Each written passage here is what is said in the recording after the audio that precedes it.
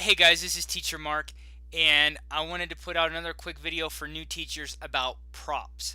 Um, because if you're like me, maybe you've seen some other teachers that have like a ton of props, and I don't. And especially at the beginning, when you're not sure what bookings you're gonna get, what age groups you're gonna be teaching, you might not want to spend a bunch of money on props and then find out that they weren't the right thing. Maybe you end up teaching more boys than girls, or vice versa, or maybe you're teaching more older kids that don't necessarily care about like stuffed animals and stuff.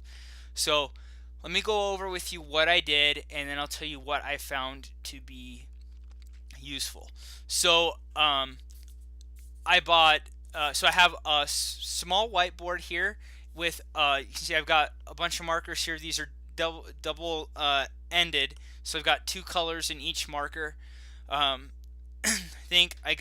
think this was like $10 at Walmart, and I think the markers were cheap. I think like $5 or something for the pack of 6, and it's 12 colors.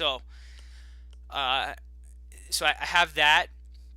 I went to the Goodwill store and I bought a bunch of stuffed animals. So let me show these to you here. So I have a whole bunch. Well, maybe to some of you that have some older kids, maybe this isn't a whole bunch, but this is a lot. So I think I have more than our daughter does at this point. So um, she is only 2. So anyway, so I have a bunch of these props. I don't use these very much. I thought I was going to use them more than I do, but um, I personally haven't found them to be super useful.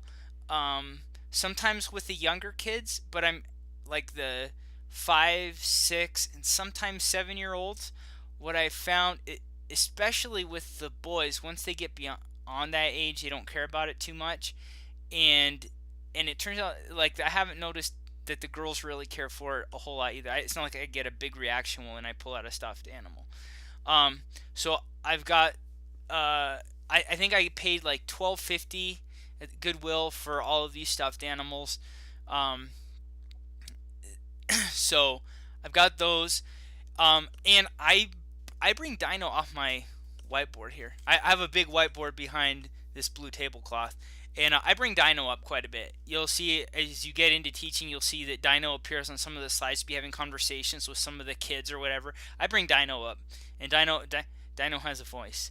This is Dino's voice. What do you do in your bed? And then I sleep in my bed. I just taught that lesson this morning. So, um, so what I find what I use the most for props uh, by far is the whiteboard, and this is helpful for everything. In the course of teaching, I can draw a calendar on my whiteboard in like 10 seconds, and I know where all the spaces go. I can draw out 7 anyway. So I've taught a lot of classes about days of the week. So the whiteboard is go-to. I use Dino, probably third. What ends up being second is my I'm standing right now teaching, and my ability to move around and to act out different things turns out to be one of the biggest things that I do. So if it talks about somebody falling, I can fall. If it talks about somebody running, I can run.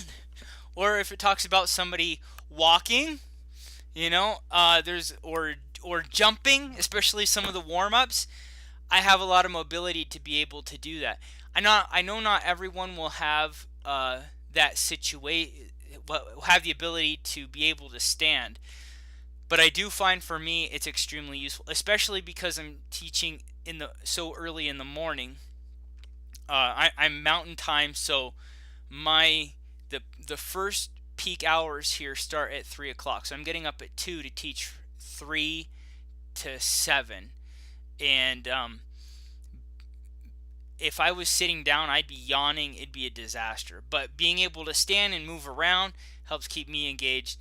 And I find that actually gets a bigger response from the kids than anything else that I try to do.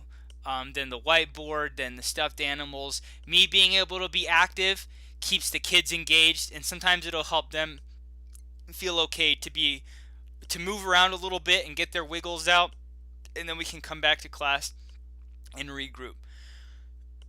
um, so yeah, so I hope that gives you guys some tips of some things that you can try, and to give you kind of a realistic perspective of at least where to start. As you figure out how you interact well with the camera and with the kids and age groups and what gender you're teaching, it then you can kind of dial it in and decide where you want to invest money if you want to build a bank of props. Um, I do. Oh, once in a while, I do grab some stuff from my daughter. So I'll grab like some Hot Wheels, or I'll grab some play food, apple or pizza, or banana, or whatever happens to be in the lesson for that day. So, and that's another resource that you have. Those of you that do have children, can grab stuff from them, and you're teaching early enough in the morning, you can use it and replace it, and nobody knows. So, anyway, hope that helps you guys out, and I'll see you in another video. Take care.